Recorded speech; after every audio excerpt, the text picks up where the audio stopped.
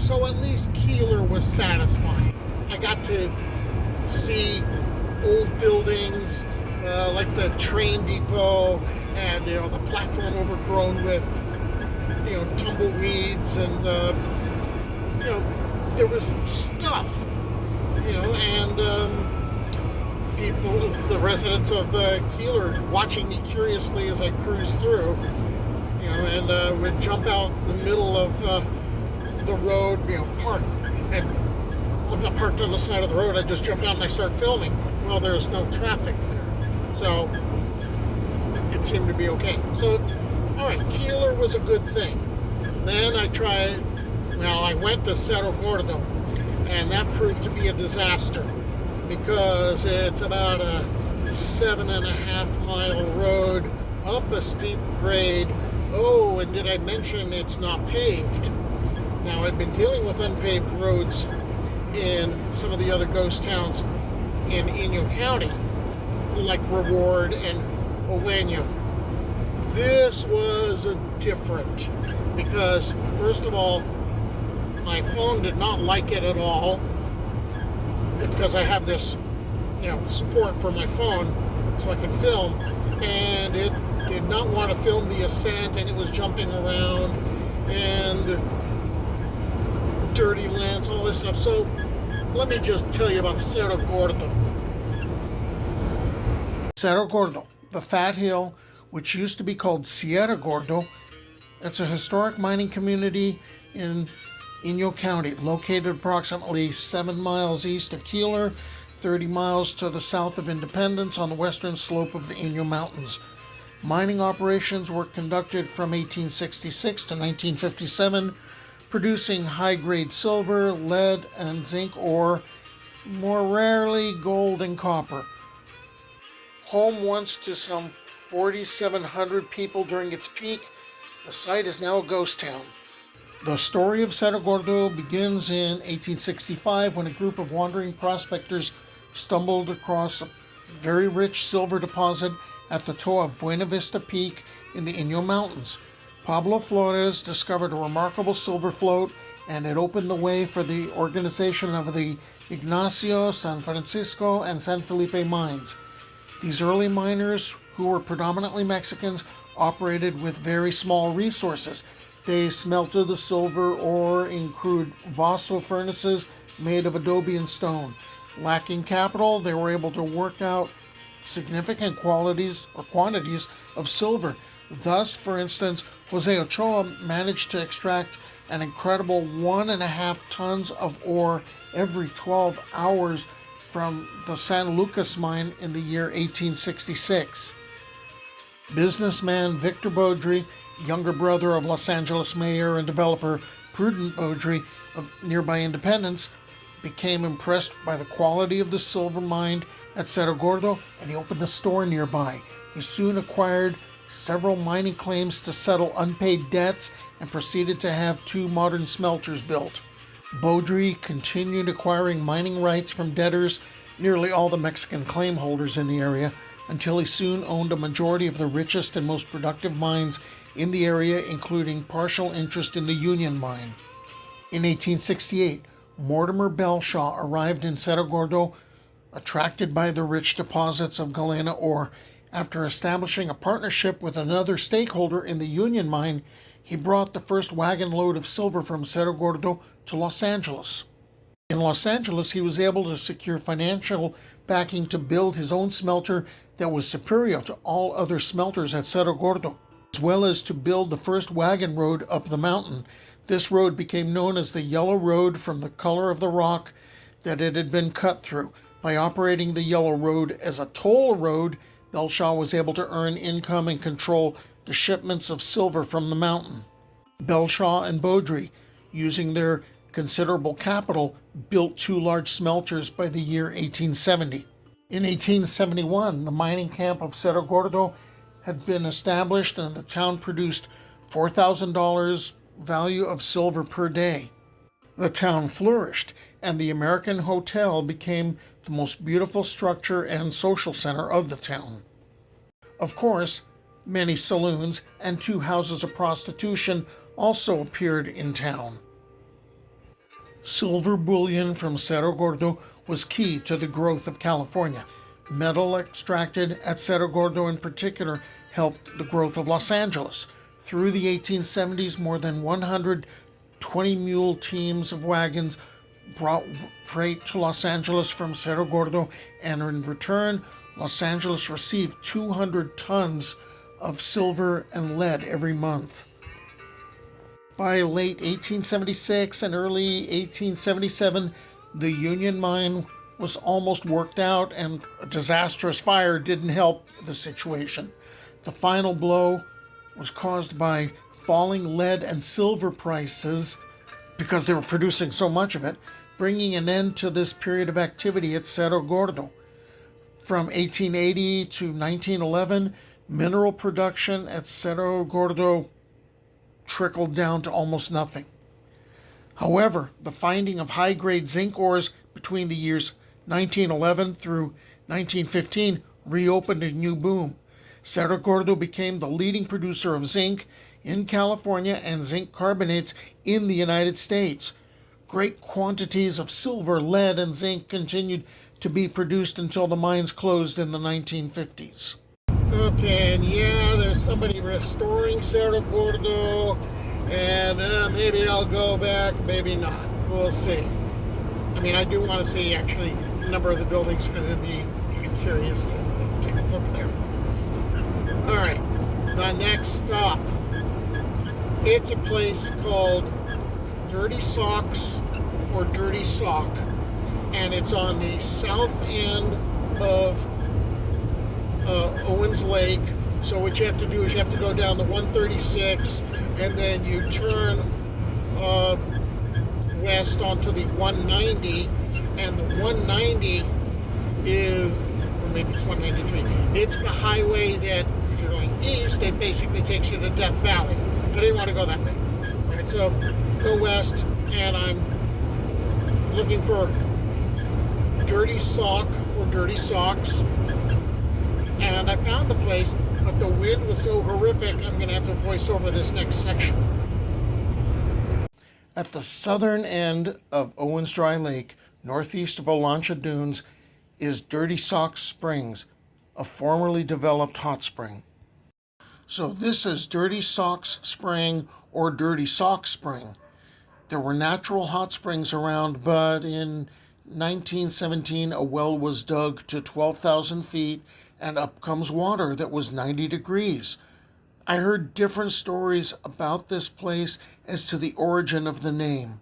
My friend was telling me there's a theory that there's sulfur in the water and algae grows there that could be part of the smell.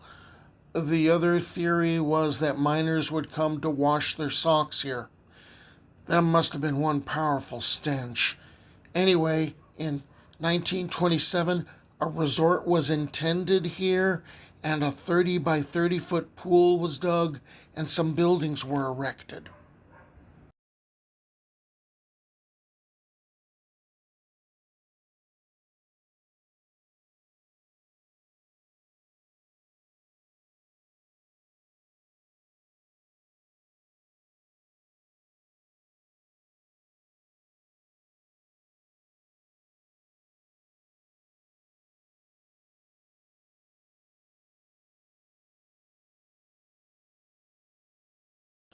Okay, except that the idea of the resort just plain fell apart.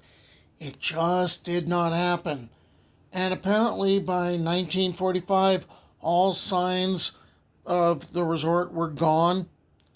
The smaller pool here may have actually been part of the pool. But it doesn't really look like a 30 by 30 foot pool. Anyway, I'm not noticing any particular stench. Maybe it's because the wind is blowing. Maybe because my sinuses are messed up.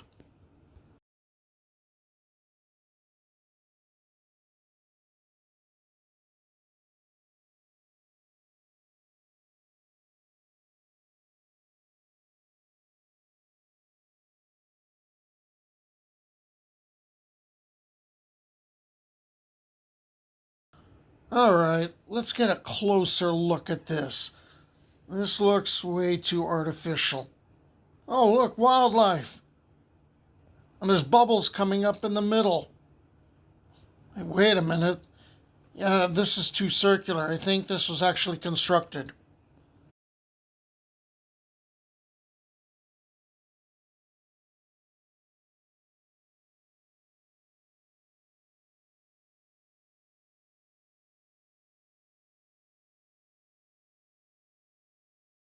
Anyway, more adventures around Owens Lake. Now it's time to go on to Cartago, then to Cottonwood Creek Charcoal Kilns, and then that should end this adventure around the lake. You know, when they were talking about trying to deal with a problem of dust, check it out in the distance. That's all basically being blown around because this place got robbed of its water. And that water got sent to LA. But this is the same stuff that this dust ended up driving out a lot of the people from the towns around here. Well, little things too, like the mines running dry and the lake running dry. So, wow. The next spot that I went to, I had to go to the extreme, follow the 190 to the extreme southern end of Owens Dry Lake. And Cartago, Spanish for Carthage, was built there, and I thought that was an extremely cool choice of names, you know, as far as like Carthage and the Mediterranean and all that stuff, you know, getting into the Roman thing. But, you know, here's this town that got built specifically to deal with the traffic coming from Swansea and coming from Keeler with the bullion being shipped over. And let me tell you about the place. Cartago, Spanish for Carthage, is a census-designated place in Inyo County and is located on the west side. To me, it's the south side of Owens Lake, 3 miles northwest of Olancha. The population was 62 at the 2020 census. That's down from 92 10 years earlier. Prior names include Danierberg, Lakeville, and Carthage, which probably got changed to Cartago, the Spanish version. Like its namesake, it survived because of water traffic. The Bessie Brady was so efficient in bringing silver and lead ingots over from Swansea and Keeler at such a pace that the freight wagons could not haul the ingots away fast enough. The first post office at Cartago opened in 1918. So Cartago is basically all private property. I managed to film a fragment of a building. Okay, now I'm heading up I'm going north along the west side of the lake, and the last place we're going to stop at, it's the Cottonwood Creek Charcoal Kilns, which is a California state landmark. So here we go.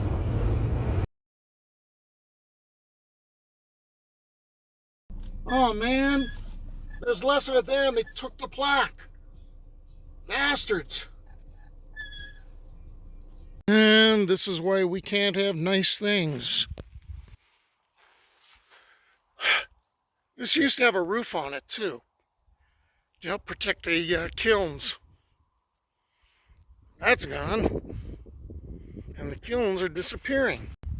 Alright, so I started over at Dolomite and worked my way around the various ghost towns and sites, and I figured I may as well end over here at the Cottonwood Creek Charcoal Kilns. And I talked about them in a previous video, how Colonel Sherman Vandervetter Stevens, he had a sawmill up 9 miles up into the mountains. And built these charcoal kilns because the charcoal kilns, well, in order to process the ore would get dug out in the mines like at Cerro Gordo, and you'd send them through a stamp mill, right? Crush up the ore. Well, now you're going to stick that in the smelters, in the furnaces, and they have to generate a lot of heat. And that's going to help burn off impurities. All right, and then you basically are going to take the molten ore and you cast it into ingots, and that makes it a lot easier to transport. And also it becomes usable. Well, what ended up powering the smelters and the furnaces was charcoal. So these kilns were built for that purpose. And in order to gain a little more efficiency, Stevens ended up building a flume 9 miles long, basically connecting his sawmill with the kilns. And then from here, it's a very short distance to a pier that had been constructed at the mouth of Cottonwood Creek. So that's the reason for this place. Now, I am really saddened because when my friend Larry Zokolsky brought me here a number of years ago, this was much more intact. I mean, obviously these are going to be deteriorating over time considering what they're made of. So a roof had been placed over them. Roof's gone, and there's further decay. Oh, and add insult to injury. This is a California landmark. Well, the plaque's been stolen too.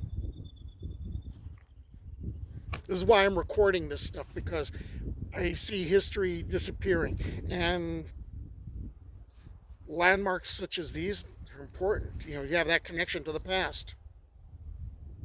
Oh well, it's time to hit the road and see what else I can find.